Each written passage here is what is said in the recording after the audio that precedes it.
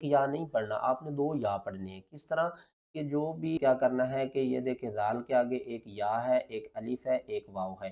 آپ نے کیا کرنا ہے کہ ان تینوں کو ہی السلام علیکم ورحمۃ اللہ وبرکاتہ۔ آج کے سبق میں ہم پارہ نمبر 3 سیقولو میں جتنے بھی مشکل ترین الفاظ ہیں ان کو پڑھنا سیکھیں گے۔ یہاں پر دیکھیں جبریل علیہ السلام لکھا ہوا ہے، اس کا مطلب کیا ہے آج کے سبق میں اس کے بارے میں پڑھیں گے، اور اس بارے میں جتنے بھی مشکل ترین الفاظ ہیں جس کو لوگ پڑھتے وقت کنفیوز ہو جاتے ہیں، اور زیادہ تر لوگوں کو اس کے ہجے کرنے نہیں آتے، کیونکہ رمضان المبارک کا بابرکت مہینہ چل رہا ہے، قرآن کا مہینہ چل رہا ہے، تو اس مہینے میں ہر مرد عورت ہر صاحب ایمان کی یہی کوشش ہوتی ہے کہ وہ قرآن پاک کو زیادہ سے زیادہ تجوید کے ساتھ پڑھے۔ تو انشاءاللہ ہم یہ سیریز شروع کرنے کا مقصد یہ ہے کہ جو بھی میرے بہن بھائیوں کو یہ مشکل الفاظ لگتے ہیں ان کے یہ ٹھیک ہو جائیں۔ چلیں سبق شروع کرتے ہیں، غور سے سنیے گا۔ اعوذ باللہ من الشیطان الرجیم، بسم اللہ الرحمن الرحیم۔ اس آیات کی پہلے میں تلاوت کرتا ہوں اور اس کے بعد اس میں جتنے بھی رولز آئے ہیں وہ آپ کو بتاؤں گا ہجے کر کے۔ قول معروف ومغفرۃ خیر من صدقۃ یتبعها اذی۔ یہاں سے ہجے شروع کرتے ہیں۔ صاد زبر صا، دال زبر دا، صادا، قاف زبر قا، صدقہ، تا یا دو زیر تین، صدقتین۔ یہاں پر بہت سے لوگ کنفیوز ہوتے ہیں کہ ہم نے ہا کو پڑھنا ہے یا تا کو پڑھنا ہے۔ یہاں دو صورتیں ہیں، وقف کریں گے تو ہم ہا کو پڑھیں گے، وصل پڑھیں گے تو یہاں پر ہم ادغام مع الغنہ کریں گے۔ اس کو آپ نے یا کے ساتھ تا دو زیر یا تج نہیں کرنا، ٹھیک ہے نا؟ زیادہ تر لوگ تج کرتے ہیں، یہاں پر ایک قاعدہ اپلائی ہو رہا ہے جس کا نام ہے ادغام۔ نون ساکن یا تنوین کے بعد ادغام میں سے کوئی بھی حرف آ جائے تو وہاں پر ہم ادغام مع الغنہ کرتے ہیں، یعنی کہ تا کو یا کے ساتھ ملائیں گے بھی اور ساتھ میں غنہ بھی کریں گے۔ تا یا دو زیر تین، یا تا زبر یت، با زبر با، عین پیش عو، ہا الف مد زبر ہا، یتبعوہا، چھوٹی مد ہے، مد منفصل ہے، اس کو تین الف کے برابر کھینچ کر پڑھیں گے۔ اور یہاں پر دیکھیں اذا ہم نے پڑھا، زیادہ تر لوگ پڑھتے ہیں اذن یا اذین، کیوں کرتے ہیں؟ کیونکہ یہاں پر دیکھیں تو کہتے ہیں کہ اس یا کو بھی ساتھ میں پڑھنا ہے، نہیں۔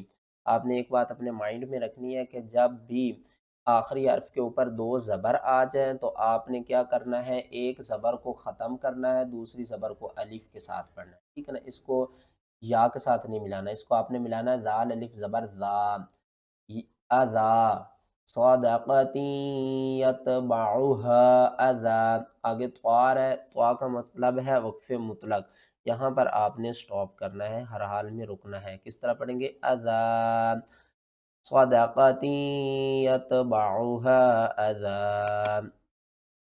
یہاں پر دیکھیں اس آیات کی تلاوت کرتے ہیں، پھر میں آپ کو بتاتا ہوں۔ لا اکراہ فی الدین، فی الدین قد تبین الرشد من الغی۔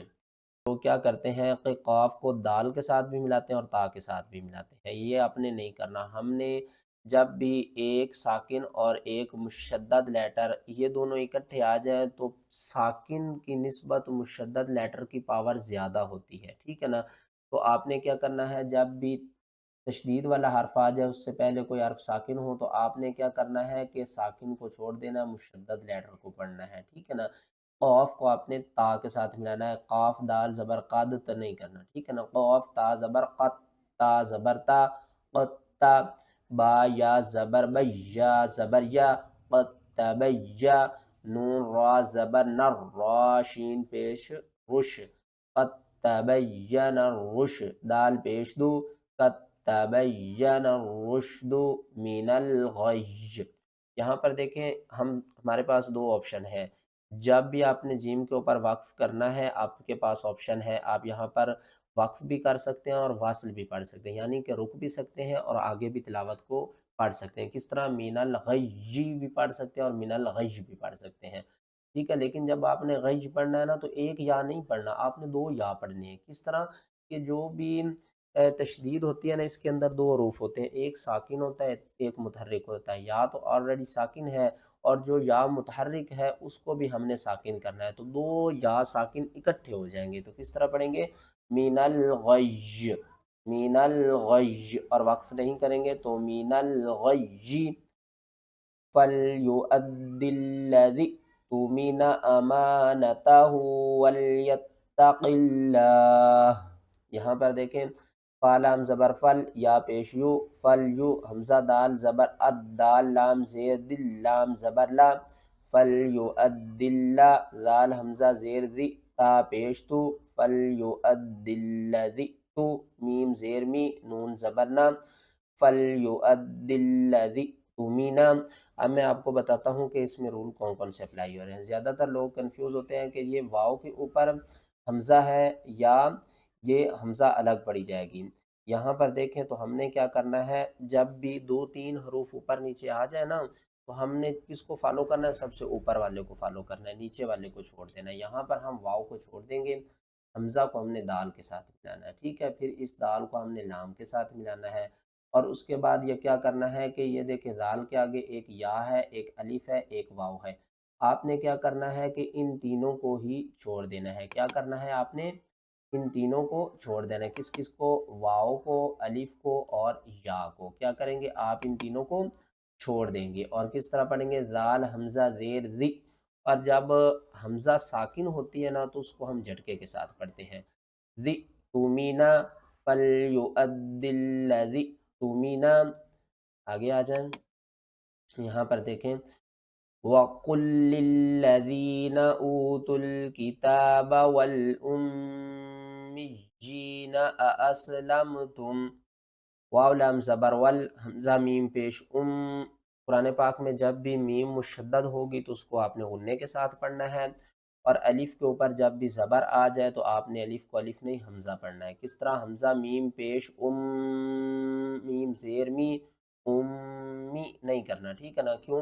کیونکہ آگے دیکھیں تو یا کے اوپر بھی تشدید ہے، ٹھیک ہے نا؟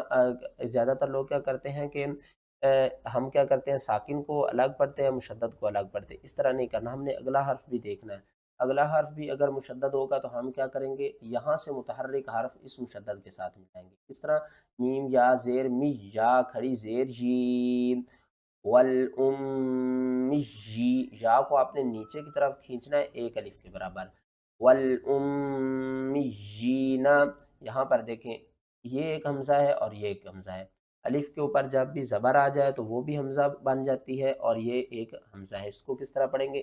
اَأَس، اَأَس، حمزہ زبر آ، حمزہ سین زبر اس، اَأَس، لام میم زبر لم، تا میم پیش تم، اَأَسْلَمْتُمْ، اَأَسْلَمْتُمْ، اوتوا الکتاب والأمیین اَأَسْلَمْتُمْ۔